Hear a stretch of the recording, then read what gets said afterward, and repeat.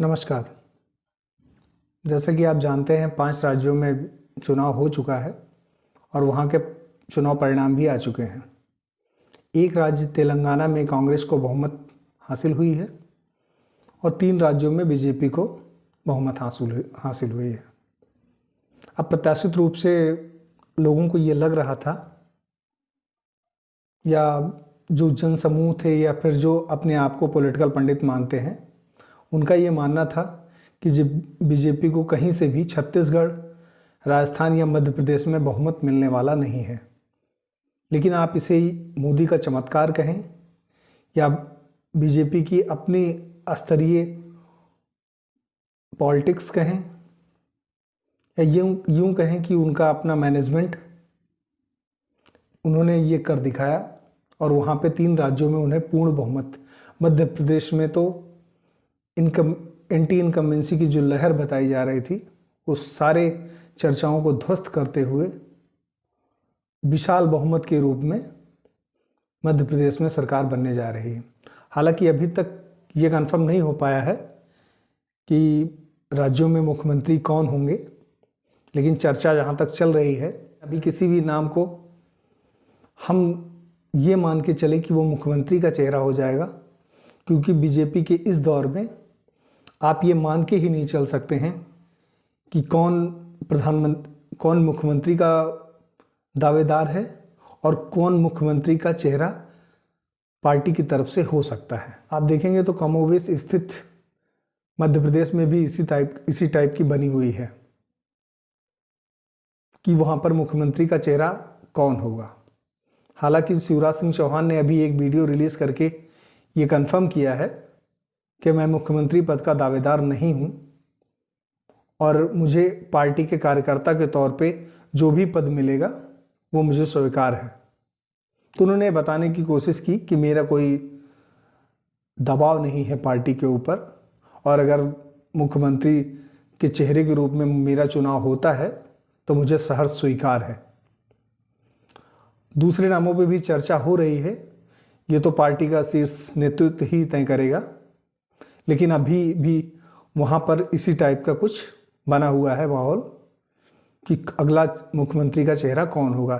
यही स्थिति आप छत्तीसगढ़ में भी देख सकते हैं कि छत्तीसगढ़ में रमन सिंह का मुख्यमंत्री बनना तो बहुत मुश्किल दिख रहा है, क्योंकि पार्टी का शीर्ष नेतृत्व ये चाहता है कि हम ऐसे व्यक्ति को मुख्यमंत्री की गद्दी पर बिठाएं जो युवा चेहरा हो, ऊर्जावान हो, और सबसे बड़ी बात है कि 24 के चुनाव में हमें 100% नतीजे दे सके, हमें 100% मार्क्स लाके दे सके। तो अभी ये स्थितियां साफ नहीं है कि इन तीनों राज्यों में कौन मुख्यमंत्री का चेहरा होने वाला है और कब इसकी शपथ ली जाएगी। हालांकि इसके उलट जाते हुए तेलंगाना में स्थिति साफ हो चुकी है। वहाँ पे मुख्यमंत्री कौन होने वाला है इसकी घोषणा हो चुकी है। तेलंगाना के नए चीफ मिनिस्टर रेवंत रेड्डी होंगे। हालांकि रेवंत रेड्डी ने अपना राजनीतिक करियर एबीवीपी से शुरू किया था और उसके बाद वो रीजनल पार्टी में भी रहे और उसके बाद उन्होंने कांग्रेस ज्वाइन किया और कांग्रेस अध्यक्ष तेलंगाना की भूमिका निभाते हुए अब वो चीफ मिनिस्टर की कुर्सी पर बैठने जा रहे हैं। 5 राज्यों के रिजल्ट आ चुके हैं और संसद सत्र भी शुरू हो गया है, लेकिन अभी एक नाम बहुत तेजी के साथ गूंज रहा है पूरे भारत में और उस नाम का लगातार विरोध भी हो रहा है।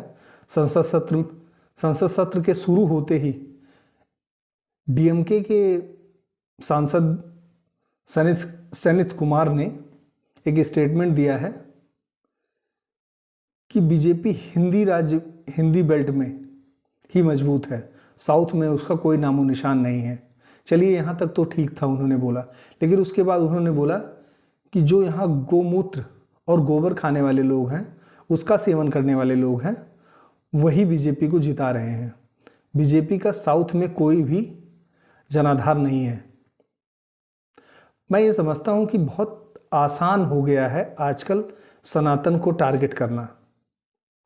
पार्टियां चुनाव लड़ती हैं, मुद्दे बनाती हैं, चाहे वो हिंदू बनाम मुस्लिम करती हैं, तुष्टीकरण करती हैं, लेकिन इसमें सनातन को टारगेट करना कहाँ तक सही है? अभी डीएमके के जो चीफ मिनिस्टर हैं स्टालिन, उनके पुत्र ने भी सनातन को गालियां दी थी, उसका भी बीजेपी ने विरोध किया था।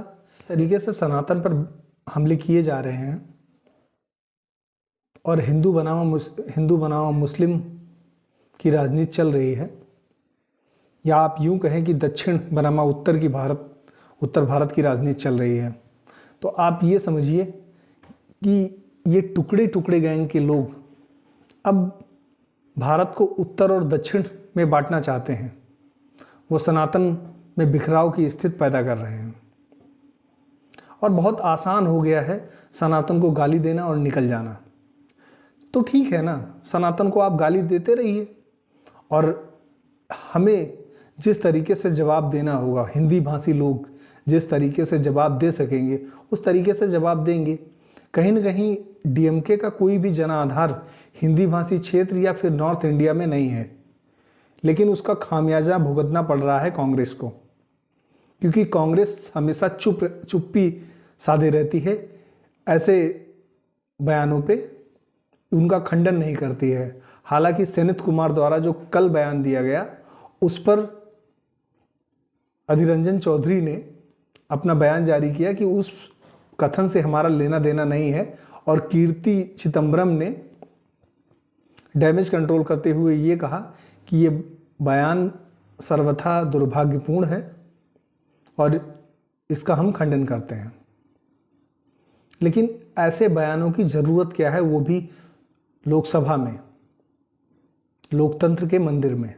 ऐसे बयान जब दिए जाते हैं तो आप 80 करोड़ लोगों की जन भावनाओं को भी आहत करते हैं।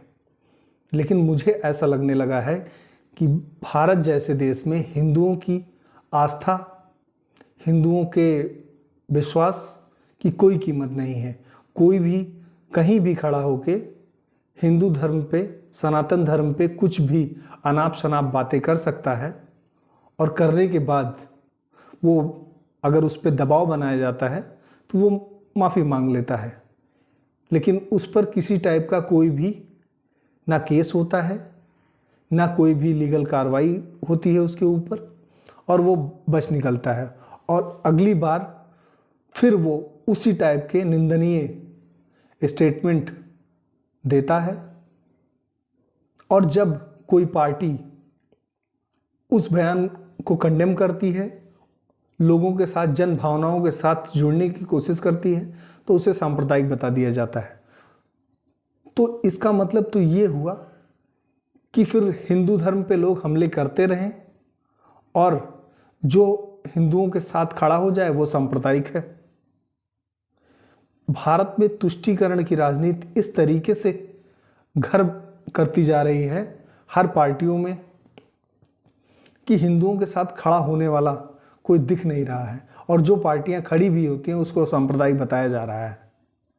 ठीक है, हिंदी भाषी बेल्ट में बीजेपी ने जीत हासिल की है, बहुमत हासिल किया है, तो उन्होंने अपने तरीके से एक मैसेज देने की कोशिश की है कि अब हम दबने वाले नहीं हैं।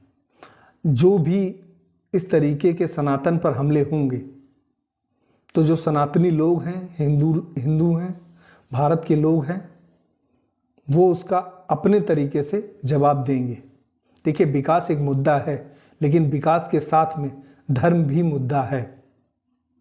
जब आप तुष्टीकरण की राजनीति करते हैं तब आप एक बड़े धड़े को अकेला छोड़ देते हैं।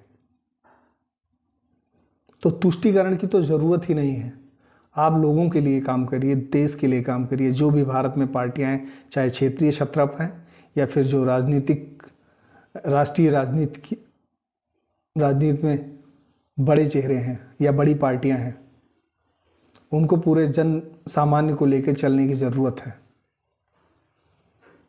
तो ऐसे स्टेटमेंट, ऐसे कथनों से बचा जाए और किसी एक धर्म विशेष को टारगेट करने की कोशिश न की जाए। धन्यवाद।